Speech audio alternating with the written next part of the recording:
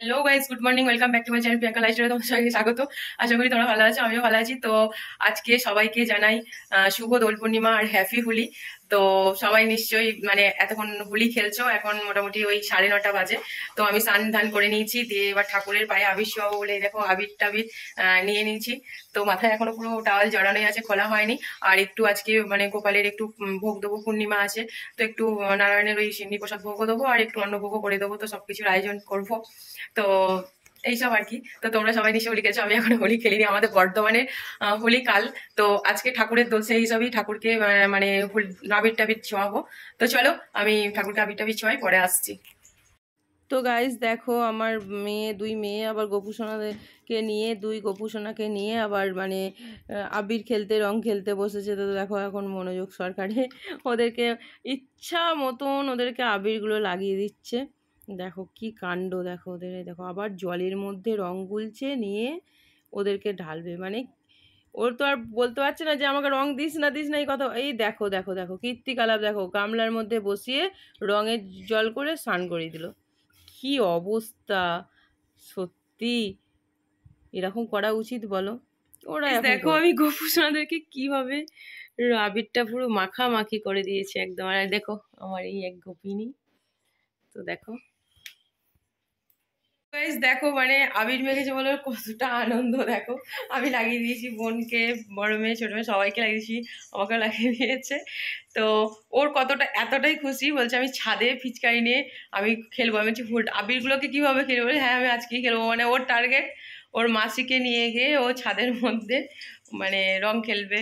যাই হোক, আবির টাবির ও মাখামাখি করবো, এখন এইটাই ওর মনের মধ্যে চলছে। তো ওর ম্যাডাম পড়াতে এসেছিলো, খাটের মধ্যে পুরো বিছানা ঘাটাঘুটি করে দেখো বই টই সব চারিদিক ছড়িয়ে রেখে দিয়েছে। এখন ওটা বাগানো হয়নি, যেহেতু আমি স্নান ধান করে নিয়েছি, এরপর ঠাকুরের ভোগটা রান্না করবো, তো সেই কারণে। তো চলো পরে আসছি। তো গাইস দেখো, আমি ঠাকুরের ভোগ বসিয়ে দিয়েছি, এখানে পায়েস বসিয়ে দিয়েছি, ওটা হচ্ছে মটর পনির, আর এটা হচ্ছে বাসন্তী পোলাও করবো। আমি এখানে পোলাওটা হলুদ দিয়েছি, কোনো ফুড কালার দিইনি। তো এদিকে ভাজাভুজিগুলো কমপ্লিট, খালি শাকটা এখনও ভাজা হয়নি, শুশুনি শাক 4 পাতা শাকটা ভাজবো। আর ওদিকে পুজোর জোগাড় মোটামুটি হয়ে গেছে, মেয়ে ওগুলো টুকটাক করছে। তো দাঁড়াও, সেটাও তোমাদের সঙ্গে শেয়ার করবো। আমি এদিকটা একটু সামলে নিই, তো চলো পরে আসছি। তো গাইস দেখো, গোপুসোনাদের স্নান করানো হয়ে গেছে, দিয়ে সাজিয়ে গুছিয়ে এখানে বসিয়ে দিয়েছে। তো এরপর এগুলো সব ঠাকুরগুলোকে পরিষ্কার করে নিয়ে এরপর পুজো দেওয়া হবে। একটু নারায়ণের পুজো, ওই যেমন সিন্নি প্রসাদ ভোগ করে।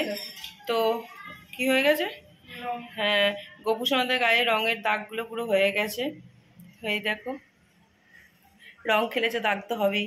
তো যাই হোক, এই হচ্ছে পরিষ্কার করানো হয়ে গেছে। আর আমার ছোট মেয়ের কাণ্ড দেখো, দেখো গোটা ছাদটাতে কালার করে দিল একদম। দেখো কি বলবো, চারিদিকে কি অবস্থা। আর কত রোদ উঠেছে, যাচ্ছে তাই রোদের জোর খুব।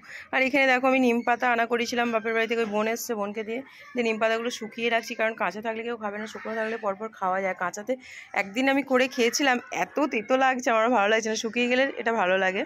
তো যাই হোক, আমার গাছের টমেটোগুলো একটা একটা করে পাকছে, আর আমি একটা একটা করে তুলে নিয়ে যাচ্ছি।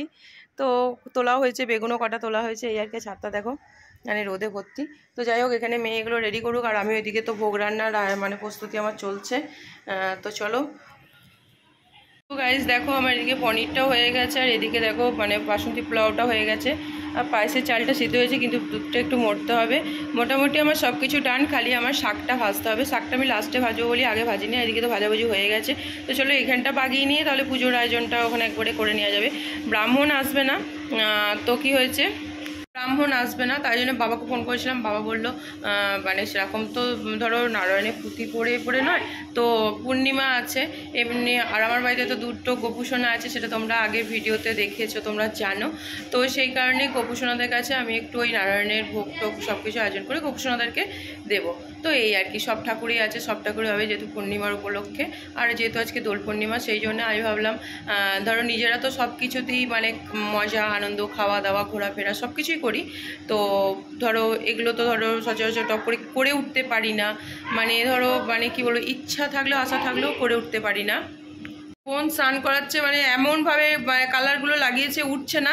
তো ও বলছে তুই চলে যা বাথরুম থেকে, আমি নিজে স্নান করবো। তো দুজনা মানে মাসি আর বঞ্জিতে বাথরুমে চিল্লাচিল্লি আরম্ভ করে দিচ্ছে। তো যাই হোক, আমি আমার কাজ করি, ওদের ওদের কাজ করুক। তো চলো, সেই জন্যে ধরো আসার ইচ্ছে থাকলেও কিছু করতে পারি না, মানে ঠাকুরে ভোগ টোগ করে উঠতে পারি না, বিভিন্ন রকম সমস্যার সৃষ্টি হয়ে যায়। ধরো না এটা না ওটা কিছু না কিছু হতেই থাকে। তো এই আর কি, আজকে আমি দেখলাম যে আমি মনে মনে কাল রাত থেকে ভেবেছিলাম যে যত যাই হোক, যত মানে আমার ধরো শারীরিক কষ্টই বলো কি কোনো কিছুই বলো, যত বেলাই হোক যত কষ্টই হোক, আমি আজকে করবোই একা সব কিছুতে। এই আর কি সব কিছু মানে ওই আর কি টুকুরিয়ে যতটা পেরেছি ধরো ততটাই করেছি। আমরা তো ঠাকুরের জন্য সেরকম কিছু করতেই পারি না বলো, ঠাকুরের কাছে আমরা সবসময় আমাদের জন্যই সব কিছু চাই, যে আমাদের এই করো, আমাদের ওই করো, আমাদের নানা রকম আর কি। তো সবাই এটাই কম বেশি সবাই করো। তো চলো যাই হোক, মানে এগুলো করে নিই। তো চলো পরে আসছি। তোমরা দেখো পুজোর মানে পুজো দিয়ে দিয়েছি ঠাকুরকে। তো ঠাকুরের ভোগ নিবেদন করা হয়ে গেছে।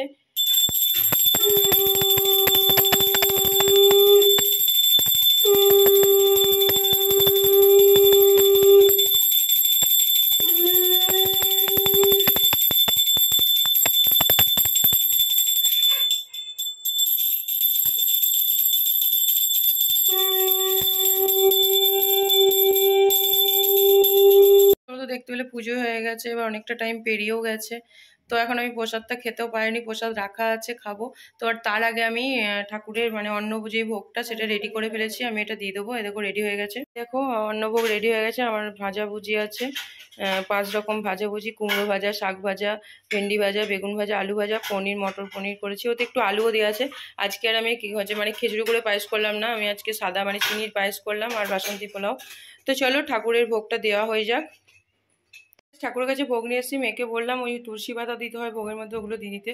তো চলো ঠাকুরের মানে সেবা নিক, আমি এবার নিচেই যাই। এত রোদ্দুর, মানে আমার এখন জামা কাপড়গুলো তোলা হয়নি, সব ঝুলছে ছাদে। তো চলো পরে আসছি। তো গাইস, ঠাকুরের তো পুজো টুজো সব কিছুই হলো, নিজেদেরও মানে পেট পুজো, নিজেদের খাওয়া দাওয়ার সব কিছু করে নিয়েছি।